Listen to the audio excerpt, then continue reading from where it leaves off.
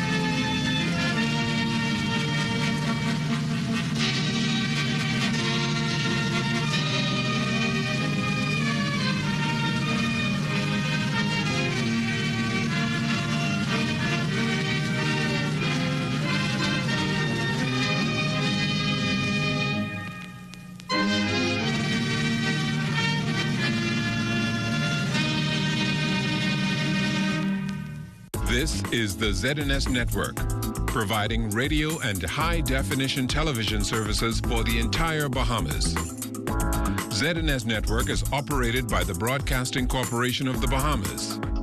It is located at Harcourt Rusty Bethel Drive, Centerville, Nassau. Our programming is designed to inform, educate, and entertain. We invite you to join us. The following is the preamble of the Constitution of the Bahamas, which was made on June 20th, 1973, and came into operation July 10th, 1973. Whereas 481 years ago, the rediscovery of this family of islands, rocks and keys, heralded the rebirth of the New World. And whereas the people of this family of islands, recognizing that the preservation of their freedom will be guaranteed by a national commitment to self-discipline, industry, loyalty, unity, and an abiding respect for Christian values and the rule of law. Now, know we therefore, we the inheritors of and successors to this family of islands, recognizing the supremacy of God and believing in the fundamental rights and freedoms of the individual, do hereby proclaim in solemn praise the establishment of a free and democratic sovereign nation, founded on spiritual values, and in which no man, woman, or child shall ever be slave or bondsman to anyone, or their labor exploited, or their lives frustrated by deprivation, and do hereby provide by these articles for the indivisible unity and creation under God of the Commonwealth of the Bahamas.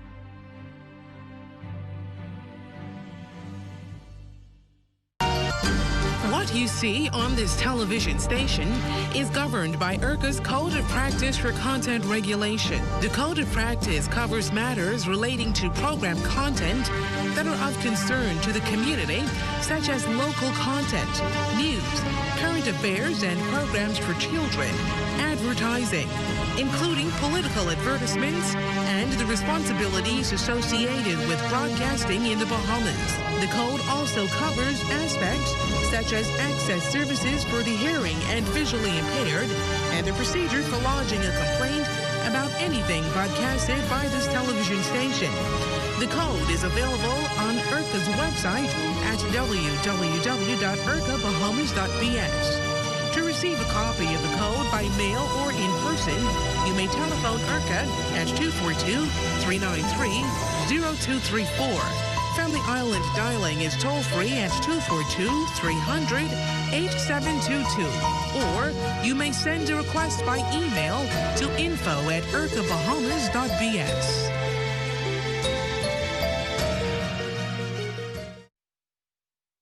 During this pandemic, it is our duty to ensure that all citizens, residents, and visitors are adhering to the COVID-19 safety protocol. Restaurants may operate utilizing curbside pickup, drive-through, takeaway, or delivery. Any establishment who allows the entry of any person not wearing a mask is liable upon a summary conviction to a fine of $500. I am Ambassador Ashanti Ruka of the COVID-19 Enforcement Unit. Save a life that may be your own.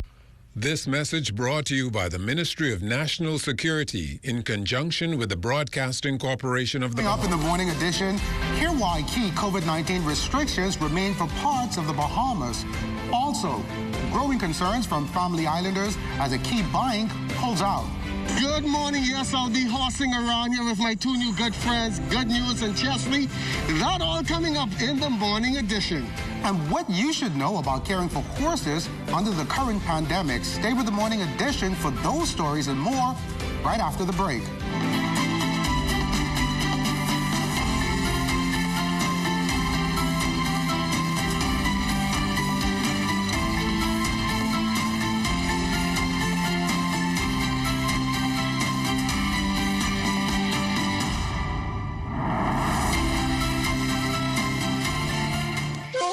Today's fast-paced life, living in a healthy lifestyle and getting close to nature can be a luxury. Ancient Chinese Secret brings to you Real Slim and Benefit Slimming Tea. Both products are created by a combination of traditional culture and modern technology with Chinese natural herbal ingredients. Detox your body, burn the fat, and take a bath for your intestines today.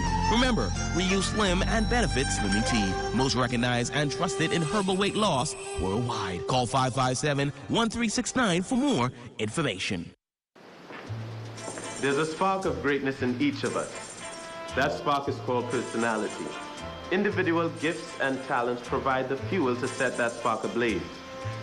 Each child has the right to an education which values their personality and nurtures their talents, while teaching them to be respectful to their parents and their cultures.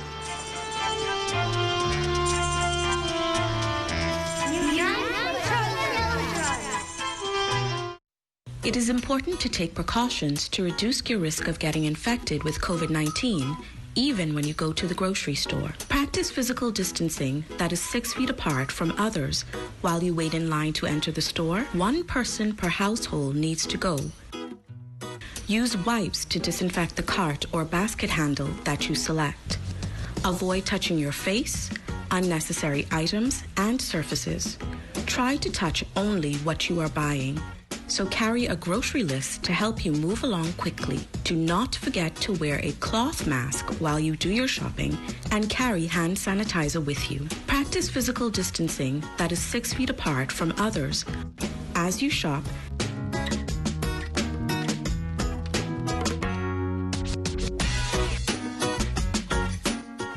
and at the cash register.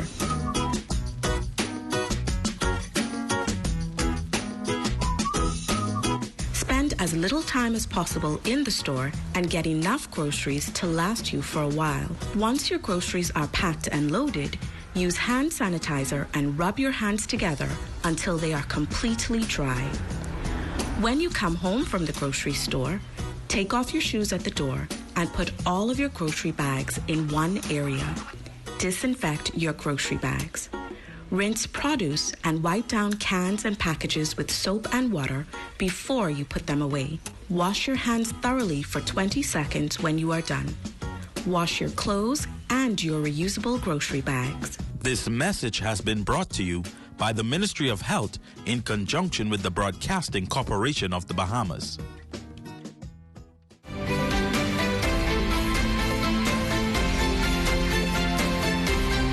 More restrictions as COVID-19 cases are still climbing. Good morning, I'm Lloyd Allen, and this is the Morning Edition.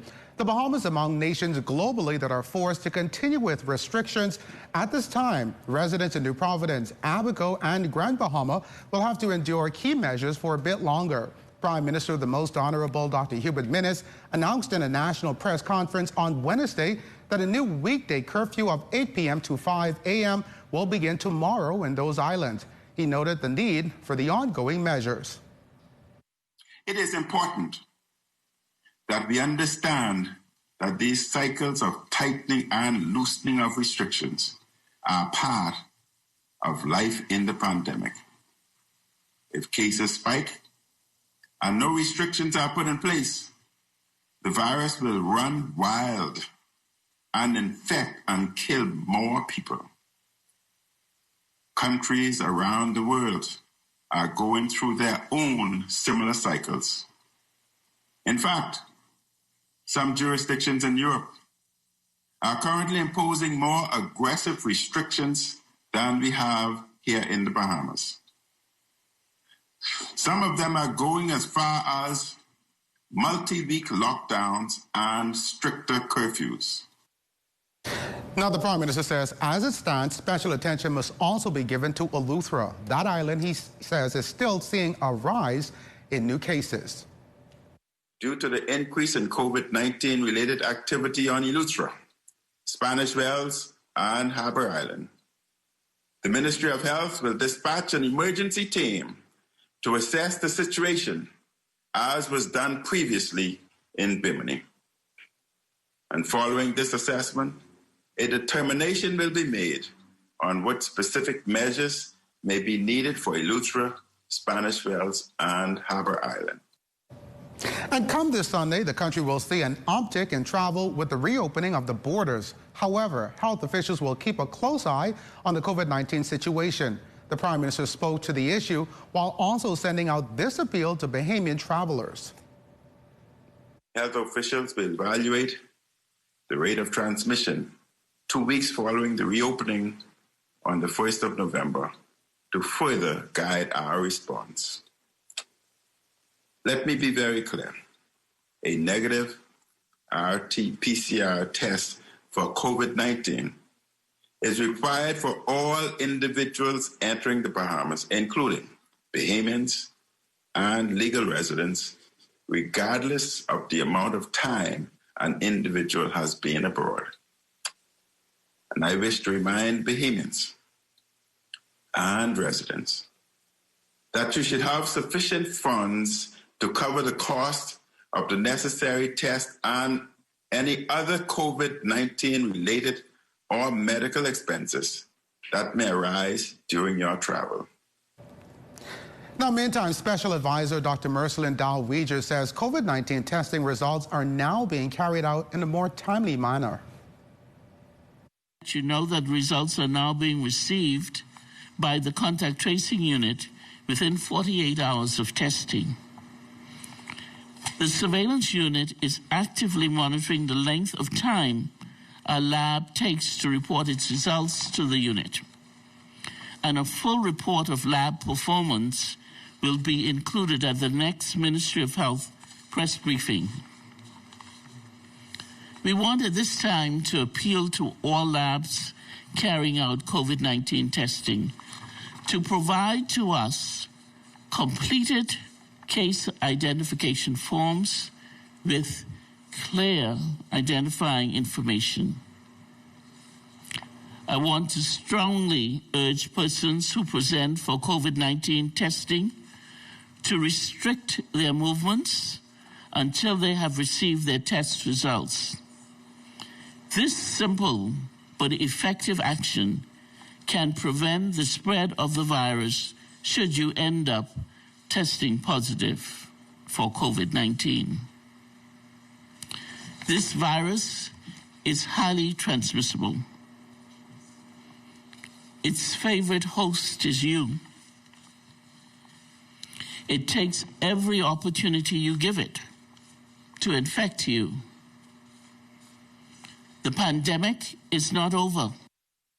Now, there also appears to be an increase in the number of elderly persons contracting and dying from COVID-19, and the numbers are growing. Consultant physician and director of services from the Geriatrics Hospital at Sandilands Rehabilitation Center, Dr. Indira Grimes, says elderly persons between the ages of 65 to 80 years age have a greater risk for the virus due to the weakened immune system and pre-existing conditions.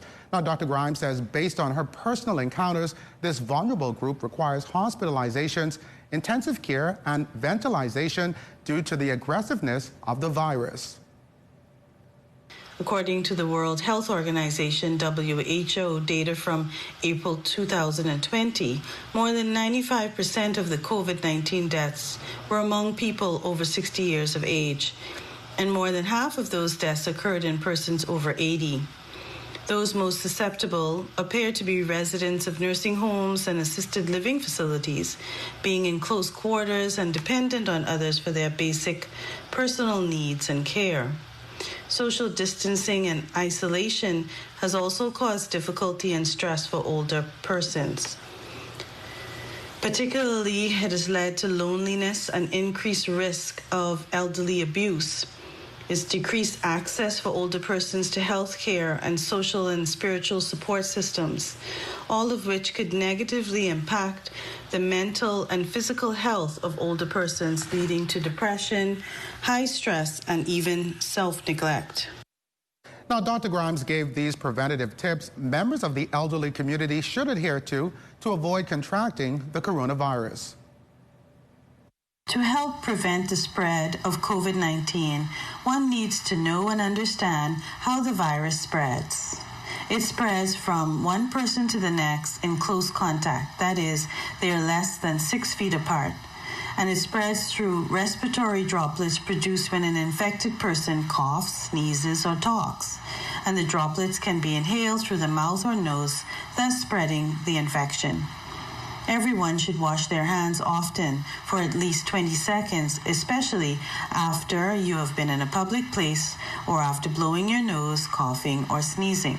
Cover your mouth and nose with a mask when around others, even around close family or friends who are visiting. Good morning, viewers. We are coming to you this morning from Madeira on Market Street intersection. We'll be looking at matters overnight, and we'll be also touching on a very special thing that happens when two persons are in a collision. Who's right and who's wrong? That coming up in traffic.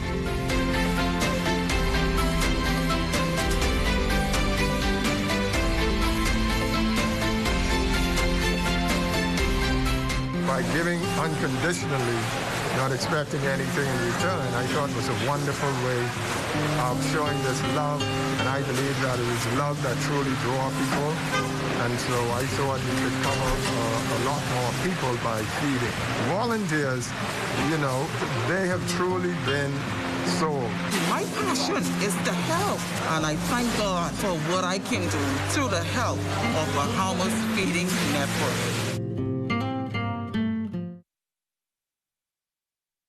During this pandemic, it is our duty to ensure that all citizens, residents, and visitors are adhering to the COVID-19 safety protocols. Every business establishment must have distance markers 6 feet apart, indicating where each customer must stand at check-in points. Have a hand sanitizing station visible at the entrance of the store for all customers to sanitize their hands before entering the store. I am Ambassador Latario Farrington of the COVID-19 Enforcement Unit. Save a life that may be yours. This message brought to you by the Ministry of National Security in conjunction with the Broadcasting Corporation of the Bahamas. Well, welcome back to the morning edition. Our Charles Fisher and the morning traffic team hitting the streets already in the Robinson Road area, painting a picture for your traffic Thursday morning commute.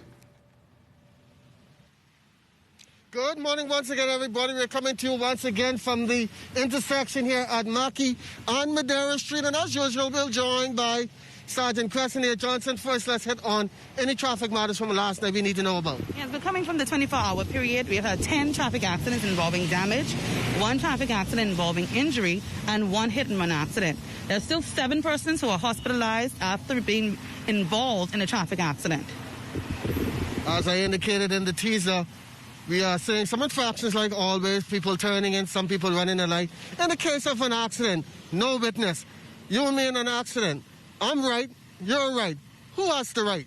Well, for example, you'll see that happening a lot by intersections that are controlled by traffic lights. And as a result of that, you've seen that it put some infrastructure in place as it relates to camera footage. So camera footage is increasing the likelihood of finding out, of officers finding out who was at fault for that particular accident. So what happens if an accident is conducted happens at a traffic control light, we can either use that or we can use an independent witness. But in the event of an intersection similar to this one, where there's no traffic control light, where the traffic control light does not have a camera on that, we can look to independent or the NGOs in the area so we can find footage, or the worst case scenario, the matter will have to go to court and civil action is advised, where the magistrate will be responsible for stating who's at fault for that accident. I was in a conversation yesterday with some of my friends. They were saying police are still on the streets. Why are they still on the streets? And national emergency orders in effect. I don't have the license. I don't have the insurance. Well, that is you see throughout social media that is going on, and persons are questioning, officers on the street. A lady the other day called me to Paw Patrol. But as it relates to traffic offenses, we're focusing on behavioral offenses. And behavioral offenses are simply driving while you're distracted, failing to stop in obedience to the traffic control light, speed, or anything that you could control as a driver. So as it pertains to like wearing your seatbelt, if we find that you're not wearing your seatbelt, of course, this is something that we take very serious, especially when you have young children, minors inside your vehicle and they're not properly secured. These are things that we're going to be focusing on. At the end of the day, we are mindful that it's public safety, and we want persons to, when you traverse the street, to do so adhering to the Road Traffic Act and the rules of the road. Thanks a lot, Sergeant Creston here, Johnson, for joining us this morning. Whenever I see the police on the street, I feel extra safe. And some cars here, before this police bike showed up, they were zooming up and down. Now that she's here, they are more cautious. Back to you guys in the studio. Thanks, Lloyd. Well, thanks a lot, Charles. Well, also this morning, we can tell you that an escaped Haitian migrant who was on the run for several days was captured. We are told around 11 o'clock last night, immigration officials, assisted by officers of the Royal Bahamas Police Force, acting on information and with a search warrant, entered a home previously occupied by escaped migrant Jacqueline Jerlin at Pinewood Drive. Jerlin, along with several others, were taken into custody. And residents in several islands, including Andros, will be impacted when Scotiabank consolidates its services from the island into New Providence. Calls continue to flow in from those residents expressing their concerns. Definitely the closure of Scotiabank in the north would negatively impact commerce in our area. For those that don't know, Scotiabank is the only clearing bank within the district, within the two districts. The only other bank would be the credit union. Now, for me, being the chief counsel as well as being in the bone fishing industry, this plays a pivotal role in the commerce in this area. With those persons receiving international funding or being paid to international clients, it's going to be very, very difficult for those persons who are large owners, as well as business owners in this district, to do any form of transaction to a bank that's not a clearing bank. So definitely we need a clearing bank within the district. Without a clearing bank, the whole commerce community would fail. It is a big concern for Androsians right now concerning the closure of the bank in North Andros, the Scotiabank. There's that if we don't really have a bank here, at least in Central Andros, but it's very stable. But my concern is that I is one of those local government worker, and we get paid in check. So once the bank closed, my concern is how are we gonna get our check cash if there is no bank available? And like I heard one of the callers said earlier, is that we have to drive from miles to get this Scotiabank. There's BC involved, PPC involved, Bahama Light and Power Company involved, P involved. So all of that, we have to look at ways of making payment to these areas. And some of the stores don't take cards. They only take cash. And in the armed service, the responsibility of service to country often overrides family or personal goals. In this next feature, one Marine says although the hands of time cannot be reversed in bringing back a lost loved one, Giving new life and new love a chance is definitely a gift that has the potential to heal. Call him the dog whisperer. 18-year RBDF veteran Rio Knowles has worked in his current department for the past 4 years. And during this time, he proved his skills in leadership, taking the unit to one of the more recognized components of the RBDF. The K9 unit was established in 2016. A group of 4 Marines that were afforded the opportunity to travel to Havana, Cuba, along with 16 others from different agencies. Now, our job, plain and simple, we're responsible for air sweeps, boat sweeps, vehicle searches. A passionate individual, Knowles says over the years, he has spent lots of time out to sea, committed to his work. The downside being a workaholic, Knowles regrets not being able to be there for his parents during their last moments alive.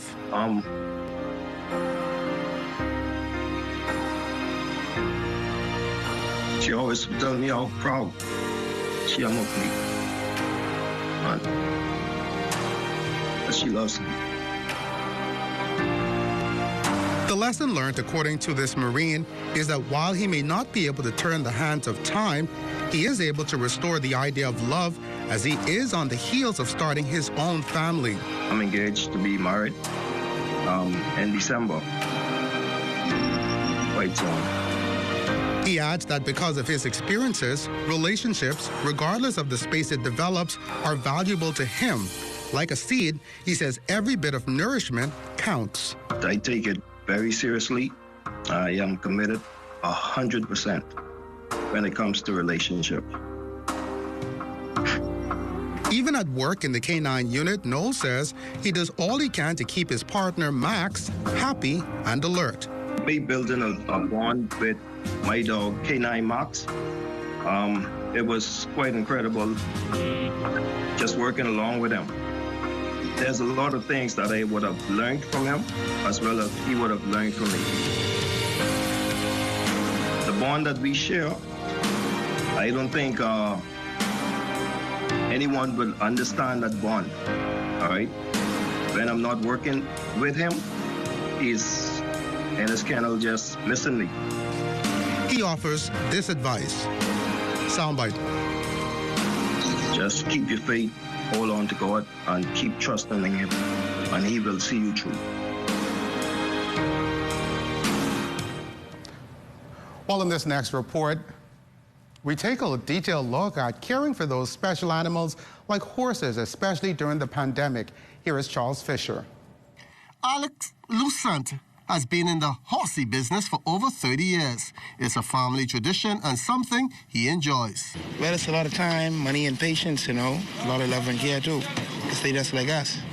But they special needs, they need care and attention, you know, exercise. Most of his horses are imported either from Pennsylvania or Ocala, Florida, and is a timely process. First, you fly over, view the horse, obviously, ride them, test ride them, and then it's a process of bringing them over here, quarantine and everything.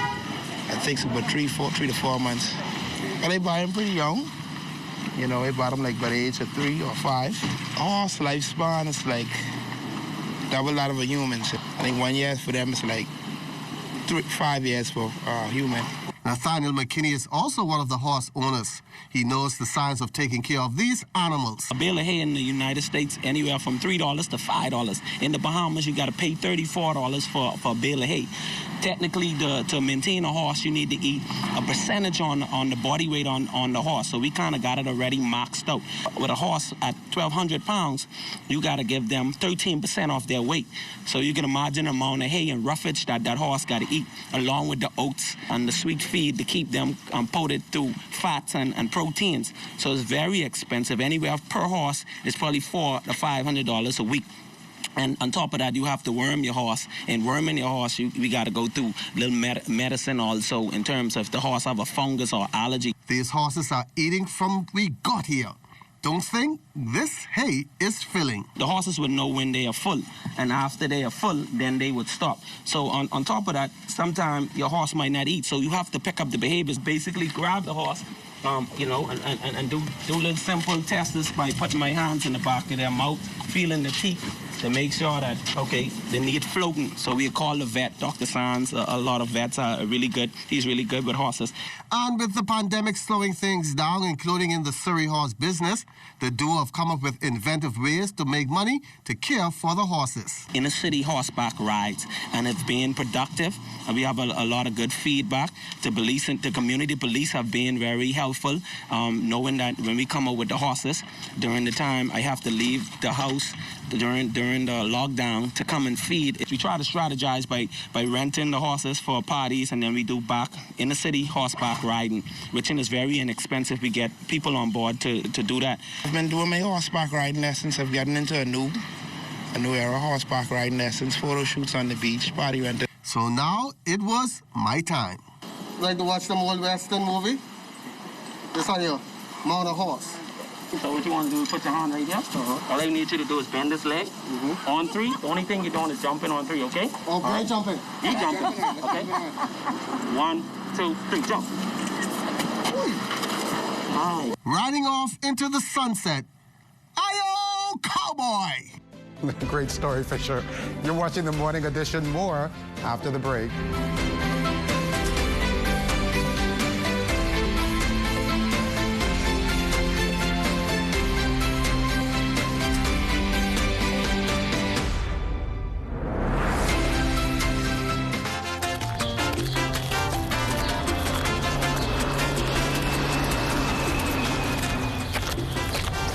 Here, these for you.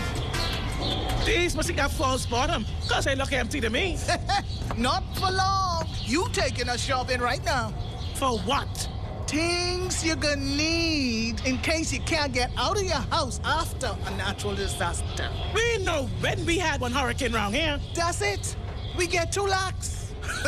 It ain't only hurricane, we got to worry about, we could have tsunami, or we could have earthquake. And they don't give you no time to go shopping. What kind of earthquake? Scientists just find one faulty line over there by McGuana. And even though they say it's stationary, it's there. So we need to go and get our survival kit. Like what? What you mean, like what? Plastic bag to put your important papers in, like water, medication, flashlight, radio, canned goods, things you need, things you might need, just in case you can't get out of your house after a natural disaster. These 2 plastic containers, the two of them could paint them up in their special colors so they could know what they're looking for when you send them to look for it. That's one thing I like about you. You always ready.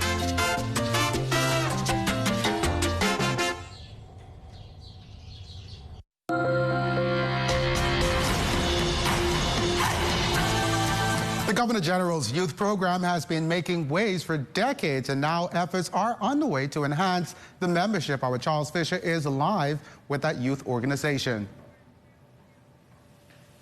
Good morning once again, and as you can see, we've moved up the street by the Governor General's Youth Award here in Palmdale. Jaquetta Maycock joins us this morning. She's the new director. Congratulations. Thank you. First of all, tell us, what is the Governor General's Youth Award program all about? Okay, so in a nutshell, we're a program for young people between the ages of 14 to 24. We deliver the Duke of Edinburgh's International Award Program. It's in 130 plus countries and territories around the world. And we've been existing in the Bahamas for about 30 plus years. And we like to consider ourselves a program with 3 awards and 4 activities. So the award levels are bronze, silver, and gold. And young people get involved in 4 activities under those levels. So the activities are voluntary service, physical recreation, adventurous journey, and they also get involved in a skill, or they learn a skill in order to improve and make themselves more marketable. How can a person, a young student, get involved in this program? Young people get involved. Well, usually, or in a typical circumstances, we would recruit and go into the schools. Most schools in New Providence have an active program. But right now, with us under COVID and under restrictions, we really require young people to use our website. You can call us. We're on Facebook, and just reach out to us. We particularly would like to encourage young people who had been involved previously to continue to engage in those activities, even from home. We've still been presenting awards. Young people can still work from home in order to gain their awards. We've presented about 40 awards so far since the pandemic. And so we just want to encourage young people that had been previously actively engaged to continue to engage in order to get their award. What are some of the highlights of being involved in a program such as this?